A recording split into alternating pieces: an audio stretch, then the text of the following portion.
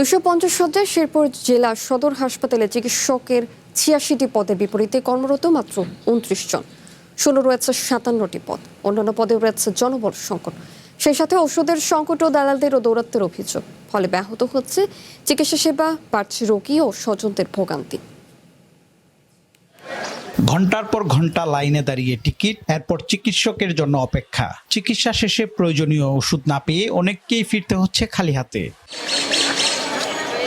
250 শয্যার শেরপুর জেলা সদর হাসপাতালের এমন চিত্রই তুলে ধরছে জনবল সংকটের বাস্তবতা। হাসপাতালের তথ্য অনুযায়ী চিকিৎসকের অনুমোদিত 86টি পদের বিপরীতে কর্মরত মাত্র 29 জন। শূন্য রয়েছে 57টি পদ। গুরুত্বপূর্ণ অনেক পদও দীর্ঘদিন ধরে শূন্য। নগদ নিয়ে এলো হার না মানা হার অফার। সর্বনিম্ন 10,000 টাকা রেমিটেন্স নগদে পাঠালে থাকছে স্বর্ণের হার জেতার সুযোগ। ময়মনসিংহের হালুয়াঘাট, জামালপুরের ইসলামপুর ও বকশীগঞ্জের একাংশ সহ প্রায় 16 লাখ মানুষের চিকিৎসার ভরসা এই হাসপাতাল। এত বিপুল রোগীর বিপরীতে চিকিৎসক ও জনবল কম থাকায় দীর্ঘ হচ্ছে অপেক্ষার সময়। রোগীদের অভিযোগ, প্রয়োজনীয় ওষুধ না পাওয়ার পাশাপাশি দালালদের দৌরাত্ম্যও ভোগান্তিতে পড়তে হচ্ছে। ভর্তি করার পরে আমরা এখন পর্যন্ত কোনো সিট পাই নাই। ফ্লোরের এক কানির মধ্যে শুয়ে আছি।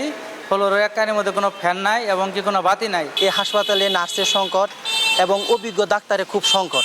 এই রোগীগুলা ডাক্তাররা চিকিৎসা না করে সব ময়মনসিংহ পাস করে দিতেছে, কিন্তু আমরা এই হাসপাতালে কোনো নিজস্ব বাবদ কোনো ওষুধ পানি পাইতেছি না। আমরা নিজের পকেট থেকে টাকা দিয়ে হাসপাতালের বাইরে থেকে কিনে নিতেছি।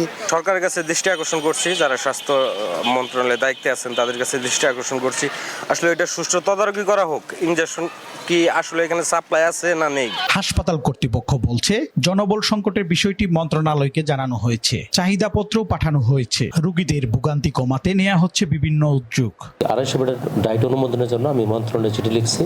আমি এখানকার লোকাল নেতৃবৃন্দ, এমপি মহোদয় এবং স্থানীয় প্রশাসনকে জানাইছি যেন জরুরি ভিত্তিতে এই প্রয়োজনীয় ব্যবস্থাগুলো নেওয়া হয়। দ্রুত শূন্য পদগুলো পূরণ করে চিকিৎসা সেবার মান বাড়ানোর দাবি রোগী ও স্বজনদের। Shakil Murad, one news, Sherpur.